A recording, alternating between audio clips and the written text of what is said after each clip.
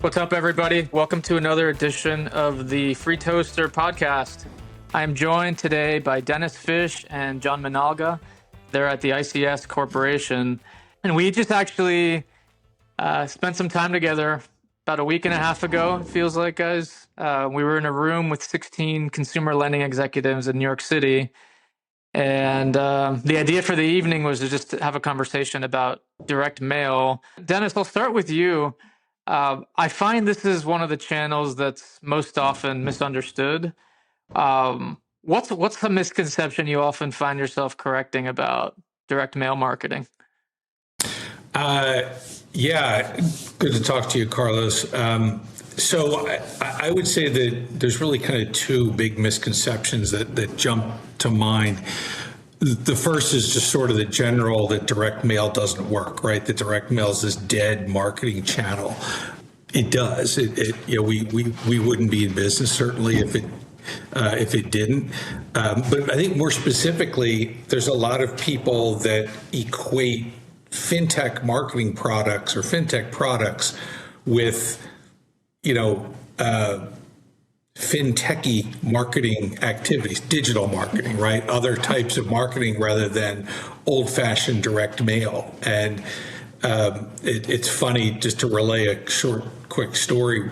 Several years ago at a Lend It conference in San Francisco, we had a booth and I had an analyst for the industry come up and ask what I did. We do direct mail, and he said, "Why are you here? This is a FinTech conference, right? These are digital heavy advertisers." And without naming the names, I pointed to the ceiling, and the five biggest sponsors of the show, lenders, were all our clients. And so it's that belief that DM just doesn't work for certain products. And a lot of people also think that DM is sort of a substitute for digital marketing, that you can get similar kind of performance. And the reality is it's another channel, and it's a channel that has to be used the way it needs to be used within each client's overall strategy. Delivers very different performance metrics, a very different kind of customer than digital marketing. So I think that belief that it can be an either or proposition is a big misconception. Got it. No, I hear that a lot too. I work with FinTechs on the affiliate marketing side, so I'm all digital. But I normally ask as I get to work with clients what their mix looks like, and I'm normally hearing somewhere on the order of 30 to 40% of their new accounts come from direct mail. Like are you seeing the same range? Or I guess if you were to put some numbers on percent of mix across your clients, what do you think that looks like? Yeah, I would definitely say that around that 40% mark, 40, 60 DM digital is a pretty fair mix. Okay. Yeah. I mean, if it's 40%, like it's impossible to ignore it, right? Right. Like exactly. Even 30, it's a big chunk. It's a proven method and a tool that you can use to really scale your business. John, I want to pull you in here. You're building an agency and you're scaling it in an area to Dennis's comment that a lot of FinTechs write off. What have you learned about attention, human behavior that you think the industry is still coming around to figure out?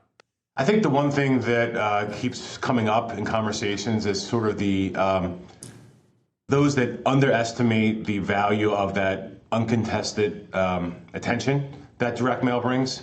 Competing in digital space is a whole different world. Direct mail is about precision. It's about timing.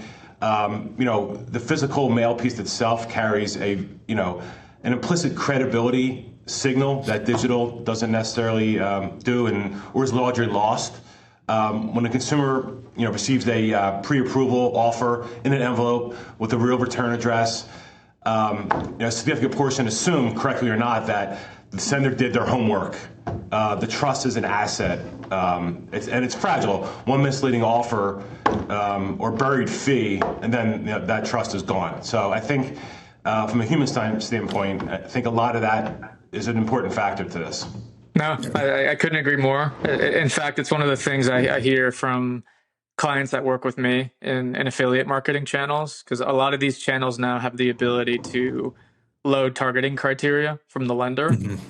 And sometimes lenders hear, oh, I'm loading my targeting criteria as shorthand for your offer will be displayed to that audience. And that's not at all the case when it comes to digital publishing.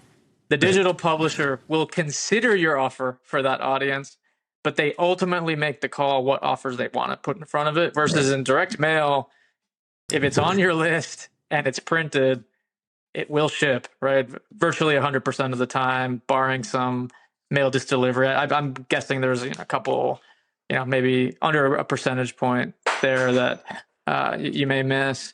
But John, you're kind of hinting at the attribution of the channel may be underestimated given some of the brand benefit. So Dennis, cutting back to you, there was a lot of there's a lot of chatter at the dinner we had in New York around attribution. How are most companies thinking about direct mail attribution these days? Yeah, so it's definitely a bit of a mix, and clearly an area that a lot of the CMO types that we talk with are asking themselves and trying to figure out. But I was very happy to hear some of the conversation at the table that there's a lot of people that look at that attribution very holistically, right? It's because everybody's doing some form of omni-channel marketing, right? We know we have to be reaching the customer in not only the physical places that they live, but the virtual places that they live, right? And the tools are all out there to, be able to say, I'm mailing to Carlos Caro at 123 Main Street. I can precision pinpoint ads to him, streaming ads, OTT ads, social ads, whatever the case may be. I can get directly in front of him.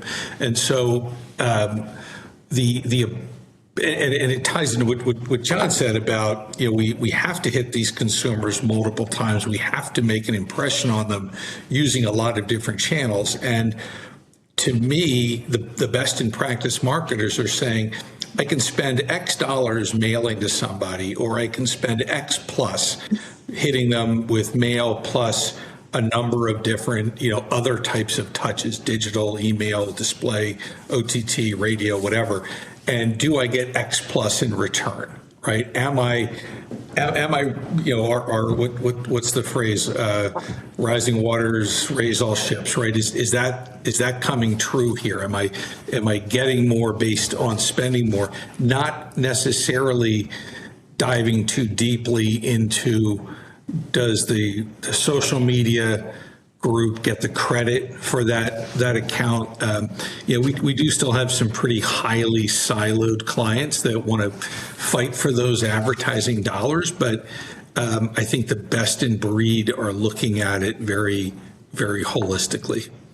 Got it. So if I were to paint you two extremes, I'm curious where you think most of the lenders you've talked to live. So like extreme number one would be, I only give credit to the channel if someone came specifically through the link printed on the piece of paper, which it's kind of the most narrow, most limited view. Yeah. Versus on the other side, I'm going to give credit to the mail if anyone on the list transacted anywhere, right? They came from social, they came from Experian, Lending Tree. You could take that extreme view. Are lenders somewhere in the middle, or do they sit closer to one edge or the other? I'm going to say they probably sit closer to attributing it to mail, because they mail is going to be your larger expense, and they want to make that number look better. But they also realize that that piece had the most information, and so you're planting that seed with the direct mail piece. Getting the consumer to think about it, and then they see the brand in any number of other areas.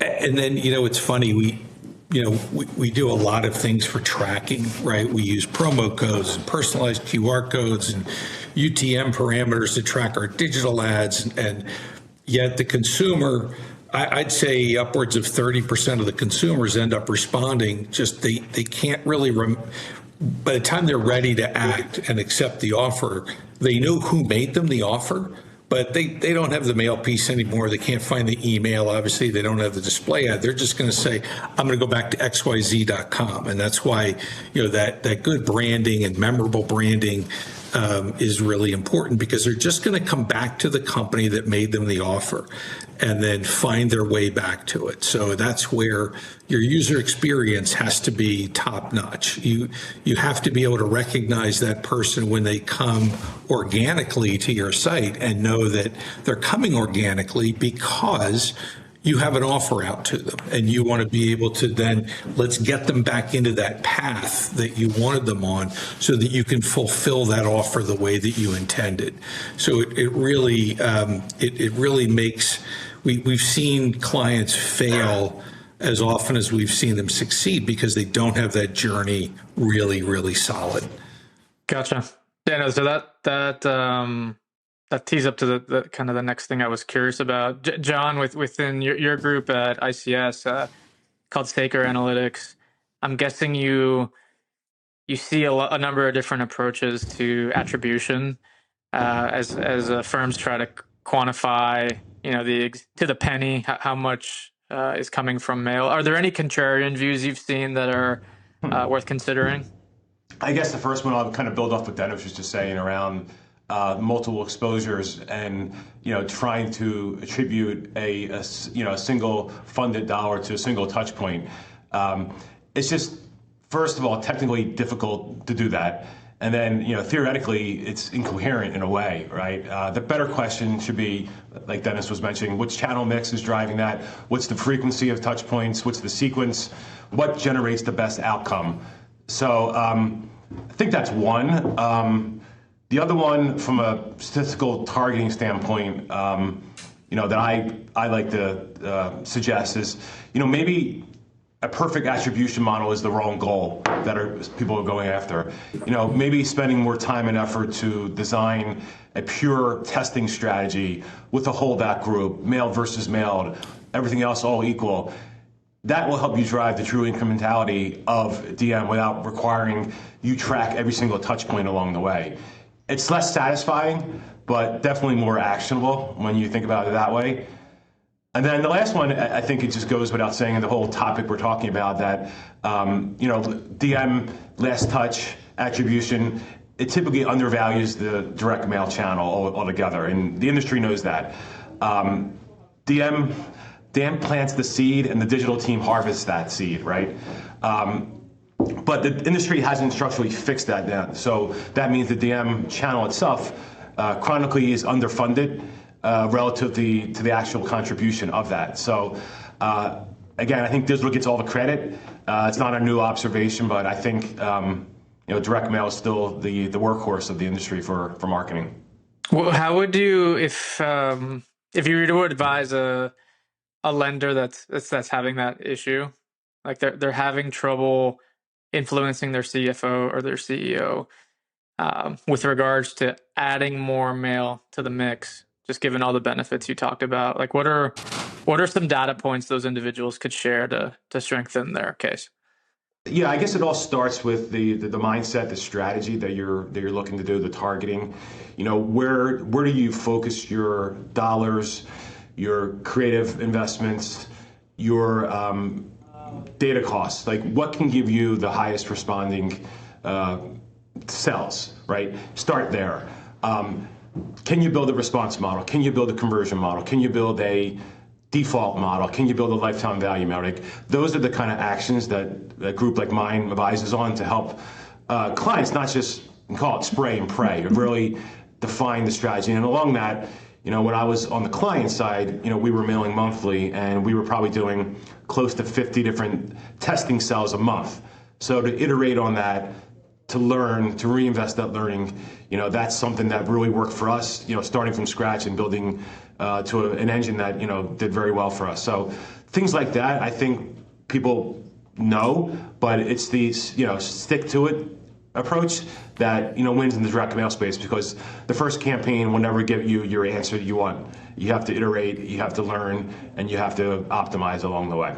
Yeah. Okay. What John just said about lifetime value models is really important with DM. DM's a bigger investment than a digital ad, but you're getting a different asset in return, right? So, human nature. You just think about it. That person who clicks on a display ad or an ad, a post on an affiliate page. Is a little bit transactional. The person who takes the time to ingest your mail piece, to respond to it, to then kind of go and say, okay, I got to go back, snap the QR code, or go to the site, or call, or whatever the case may be. They're far more invested in your brand. And time and again, our clients tell us that the lifetime value of consumers that come through the DM channel it far outpaces what they see on digital. No, interesting. Okay. Yeah. So that one, I haven't asked my clients that specific question, but that's a good one for us to keep an eye on. Sure. With regard to kind of the out year performance. I think particularly important just in the lending business. Dennis, I want to come back to maybe addressing that cost piece a little more. Direct mail is obviously a lot more expensive per impression than anything you might find in digital. And that often discourages people from investing. At the event that I've mentioned this event a couple times. I just want to pause and give the audience a little more context. So it was an event as part of a series we're doing here at the Free Toaster called the Curated Table. Dennis and John were kind enough, along with the ICS Corporation, to sponsor that first event. And it was on a Thursday evening in New York. We sat for about 3 to 4 hours with 16 industry executives. And the whole idea was just to have candid conversations about direct mail marketing. Dennis, at my table, there was an individual that was talking about the U.S. Postal Service giving discounts to marketers as some programs they're running, and I was sitting. I wanted to take out a piece of paper and write every single detail of the notes. I did not end up doing that, but I was wondering, could you give us a little more color? What are these programs? And if I'm a lender, what do I need to do to qualify for some of those discounts? Yeah. So clearly rising postage costs, one of the biggest challenges in the DM world, right? The USPS, that could be a topic for a whole nother, and I've seen plenty of podcasts and webinars around what's going on with the postal system, but it's digging themselves out of a long-term financial hole, which is why we have costs going up the way that they have. But as an offset to that, the post office has been more and more aggressive each year in offering different discount programs for a pretty wide variety of things, and they are relatively easy to obtain. So a couple of years ago, it started just with a product that's called informed delivery, where a consumer can sign up to get an email every morning of an image of all the pieces of mail that they're going to receive that day. And there's different ways that mailers can participate and make that a clickable ad that the consumer sees in their mailbox and start engaging with them. But since then, they've expanded that to offer so the 2026 discounts there's a discount program just flat for catalogers, right? And if you watch your mailbox, you notice that the catalogs seem to be making a comeback. I got it at home. I think it was from Restoration Hardware. Had to be 100+ page catalog in the mail this weekend, which I love to see. But it's just great to see catalogs like that making a comeback. There is a discount program. Most of the discounts are 5% of your postage amount. So there's a discount program for using what they call tactile or sensory usage. So things like grooved envelopes, or we've seen scented stocks, which are relatively inexpensive to implement. Mail pieces with a trailing edge that might be a die cut, something to give it, a texture, a feel, other than just a flat paper. So that's an easy one to get. There is an integrated technology discount. So integrating usage like customized QR codes, virtual augmented reality type things where you can snap a QR code and start to engage with an augmented reality ad or a video that might pop up on that QR code. So any way to really help engage with the consumer. And again, very inexpensive to implement. The 5% discount that you get is more than worth it. There are continuous contact discounts for doing remails of the same offer to the same consumer. There is a first class mail discount program available toward the end of the year and first quarter if you want to test doing first class mail, which is obviously a little bit more expensive than standard marketing mail costs, but they're giving a nice discount. And then on top of that, informed delivery is still out there, which is a great way to, and doesn't cost anything, to get that engagement with your consumer. And then there's also a sustainability discount, which is available all the time for an additional 1%. So many of the discounts can be stacked on top of each other. So, and at any given time, if you're taking advantage of everything, you're getting about a 7% discount on postage. And the post office also has growth incentive programs. So if you're mailing more this year than you did last year, you can get a pretty significant chunk back of that growth. So the post office definitely, while at the same time raising rates, doing everything that they can to provide a lot of incentive to help people stay in the mail and try to offset those costs with some pretty aggressive and easy to attain discount programs. A client's mail shop, I know we at ICS, we handle everything for our clients, everything from bringing them ideas to handling all of the paperwork with the post office to get those discounts.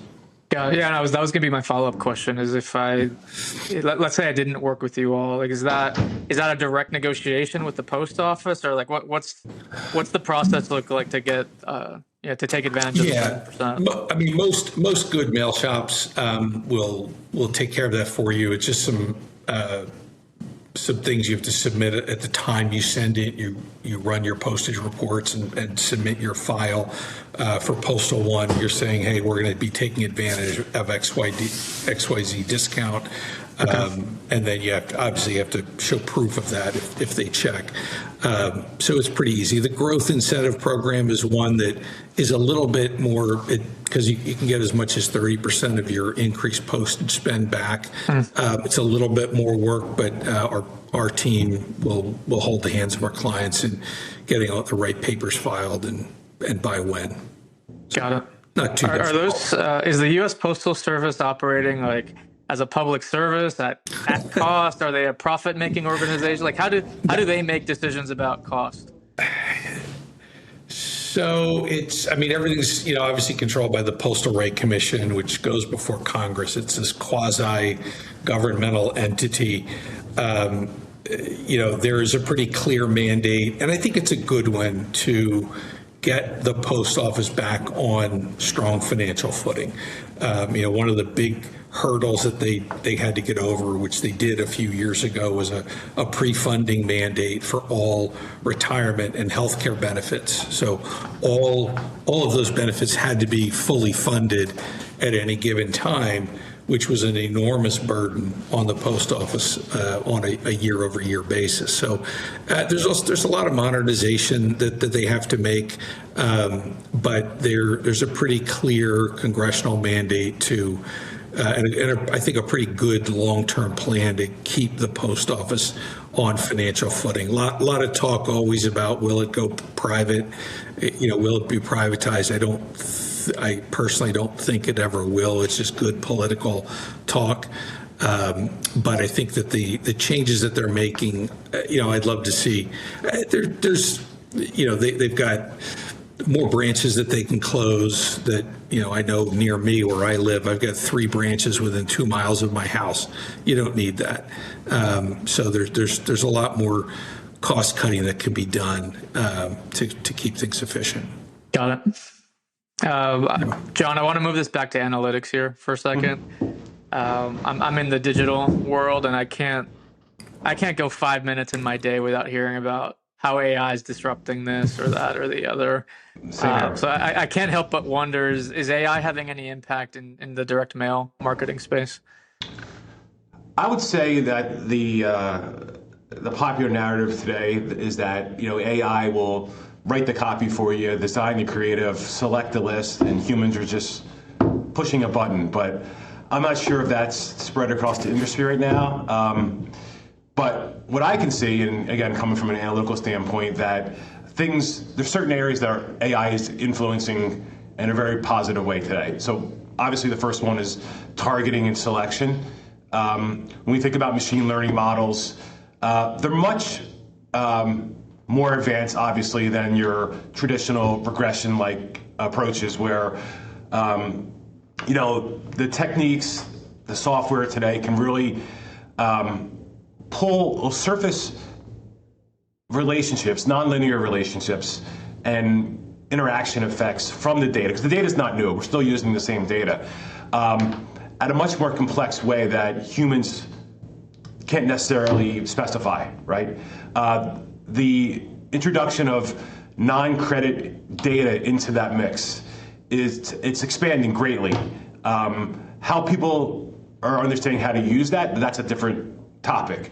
But I think everyone we speak with wants to, embrace that and knows there's value there. But just now, how does that play together with the rise of AI-led models? I think that's something that's coming very, very quickly to us and should be a staple to the process of targeting for direct mail.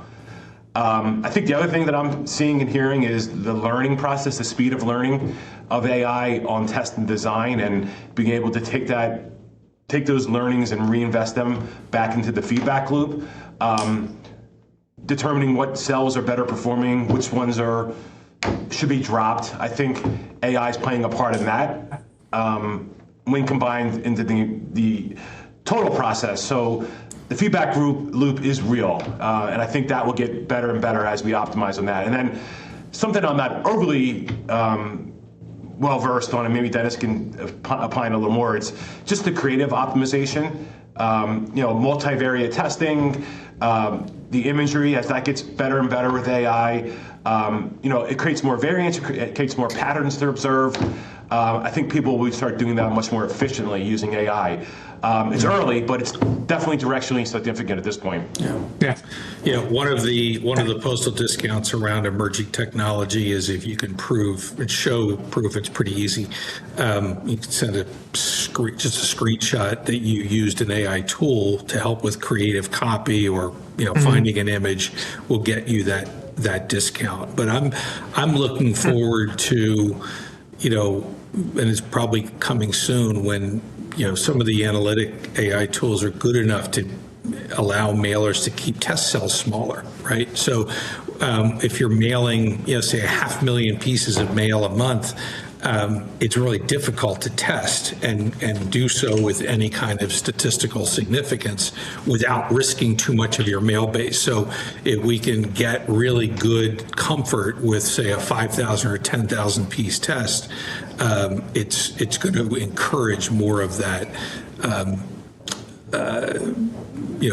more testing and more innovation. Yeah, no, John, you kind of nailed it at the end there on where I thought the industry might be going, which is more personalization and customization at a cohort or segment level. Because with AI, it just makes it so much easier to say, hey, we're going to give you information about different audiences and different preferences and just use those tweaks to subtly change copy or imagery or what have you. I could just see that boosting response rate, 10, 20% or even more than that. All right, cool. Yeah, so, we know that personalization really drives response. It's funny, we've got all of the digital printing equipment, which is the newest change in the print technology, and now the marketing segmentation is finally starting to catch up to be able to say, I can have 7, 10, 20 different things on every mail piece based on what I know about the audience. So using some of those tools to really dig in and find those personalization opportunities, translate that into print will have a big impact. Cool. So is there, before we go, or we had a little bonus round here We're going to rapid fire a few questions. Before we pivot there, is there anything that struck you as surprising that you heard from any lenders at the dinner? I guess any closing thoughts before we move on?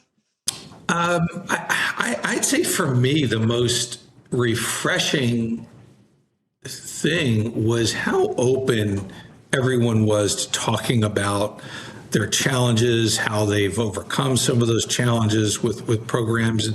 Not all of the people in attendance were necessarily direct competitors, but certainly in the same general space. And it became a very candid conversation. And I was also pleasantly surprised to hear that there was a lot of talk, like we said, about attribution, that these are conversations that we're also having with our clients. And I was kind of happy to hear that nobody's figured this whole thing out. And we're like, oh, crap, I can't believe I didn't figure that out. Right. So everybody's wrestling with those same things. John, anything from you? Yeah, I mean, as part of the night, we had broken out into smaller groups, and we had sort of topics discussed. And I just found it amazing that for people that don't know each other at a table, and through 4 relevant topics, on the table, how freely people were to communicate, share ideas, make suggestions, and just it was really a great collaborative environment. Not only as a Saker ICS IM group, but just talking to industry peers that this is what we're saying, this is what the challenges we're facing, and just bouncing ideas off each other that, at a minimum, you walk away from that event with some fresh ideas in your brain. So I thought that was great from a human standpoint. For sure. Hopefully some fresh ideas and some new friends as well. Absolutely. I met a lot of new folks there as well. Yeah. All right, so bonus round. So I'm gonna start with you, Dennis, and then we'll run through with John. So you're in the hot seat. Okay. What's a book that's had a personal impact on you, either personally or from a business perspective? Wow. All right, so I'm not a big nonfiction reader. I'm not a big business book reader, but I'm a big fiction reader. And all right, so I'll give you 2. One is the very first Stephen King book I read when I think I was 14 years old, called The Dead Zone. I think why it was important was that it was sort of the first really serious book that I had read, it just launched me into an interest in reading and reading more challenging type books. Not that a Stephen King book is wildly challenging, but it led me into people like Tom Wolfe and John Irving, Pat Conroy, authors that really helped make me think about how I think about other people. So I'd have to say that. And then the other one, this one does stick to me. It's one of the very few business books I ever read. And it was, again, way back, like 40 years ago. And it was a book about about McDonald's franchise. I think it was called like Under the Arches or Behind the Arches or something. I think we read it in college. But it really got me thinking about customer service and the customer experience. And that is such a universal theme that I'm a little bit of a customer service lunatic, and I will not give business to companies if the service isn't good, and I will give a lot more business to companies where the service is good, even if the product isn't quite as good. So it really made me think about how important the service and customer experience should be. We're going to keep with you, Dennis, and then John is going to. There's more. I have more questions, but but the customer service thing came through as I got to meet you and kind of interact with the IAM group. Like, folks, he's not full of it. Like, it's the behavior there matches the words. I could go on about that, but find that interesting. I actually watched the movie about the McDonald's founder. Yeah. So it probably wasn't in depth, but it did give a little bit of color on how you approach things. What's an under the radar vacation spot you like to go to? Oh, wow. All right. So people who know me know that I'm a South Jersey Shore guy, and I don't really venture all that far from it. But under the radar. I guess everybody always says, "Oh, we go to the islands, we Punta Cana, wherever." It's gets a little stereotypical. some of the one of the nicest places I've ever been is just going up to Canada, right? It's magnificent country, great water sports, fishing if you're into that, good golf if you want to play golf. But it's just, I think it's a pretty underrated spot to hit. Where specifically? You must have a spot in mind. So my family used to spend summers going up a couple hours north of Toronto on the Georgian Bay, a town called Parry Sound. So it's we got my kids up there once, and but love to get back up again. Are you originally from Canada? No, my dad's family is. Got it. Okay. I was in Banff a few years ago. I've not gotten out there, but God. The Canadian Rockies are high on my list. That would be maybe on my list, although I don't know how under the radar it is. Yeah, right. It was pretty packed when I was there. All right, and then a movie or a TV series that you'd recommend? All right, so because last night was the Oscars, and my movie did not win, but I highly recommend it, is Frankenstein. It was one of the top 3 or 4 movies I've ever seen in my life. It was just fantastic. Oh, wow. So was it? I guess it wasn't a straight remake. That they did. Did they do something to the plot, or no? It was. I think it was fairly true to the original book. Just incredibly well done. Great acting. It's a great story. It's a classic story. It was just incredibly well done. Very visually appealing.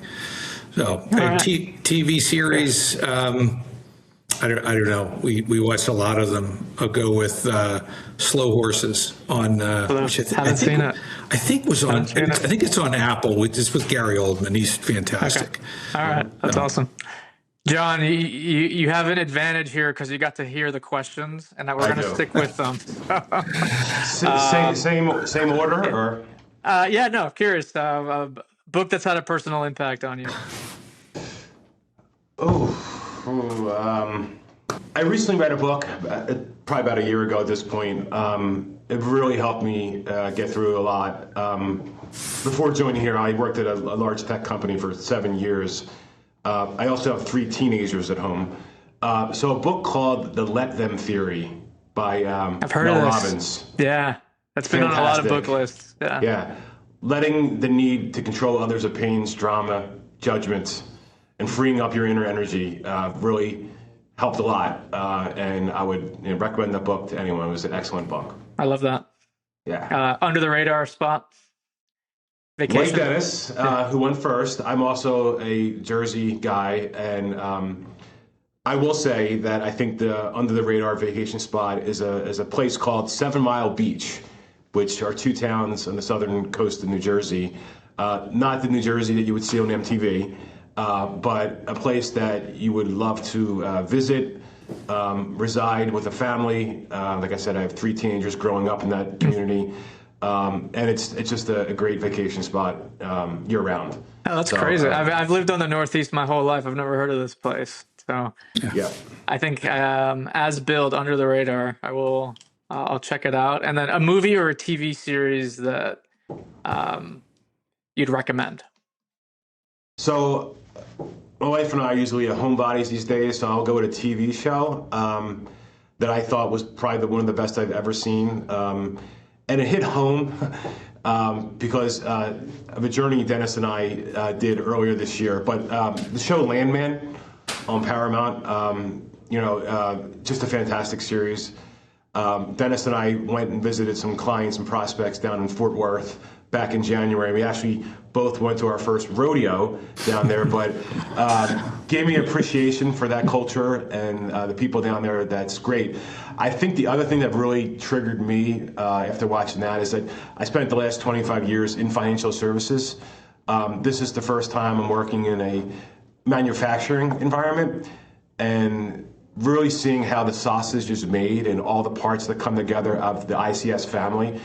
It really is amazing to see what is needed from start to finish to get direct mail out for our clients. So similar to Billy Bob, how he puts things together, brings it all together. I think, from those two perspectives, really has hit home my last 6 or 7 months here as part of this family. Hey, get us the name again one more time. Landman. Landman. L-A-N-D, man. Okay. Yep. Yeah. All right. For folks that have tuned in and are curious to learn more about your corporation, Dennis, your agency, the IM Group, and John, your analytics organization, Saker Analytics, what's the best place to reach you? Yeah, so I would say the best spot is to go to the ICS website, ics-corporation.com. We've got links out to all of the different businesses under the umbrella. My business, which focuses heavily on campaign management, omni-channel marketing, and a lot of work in the deep subprime space. Saker Analytics, which is our data management and analytics business. Llama, which is our creative and digital design agency, and our newest entity, which is a print-on-demand business. So you can find all the information out about all the companies at ics-corporation.com. Awesome. Well, thank you guys for joining. Thank you. Appreciated the tour of the evening you all had in New York, and hope to have you guys on the show again sometime later this year. Anytime. Great. Thanks, Carlos. Anytime. Thanks, Carlos.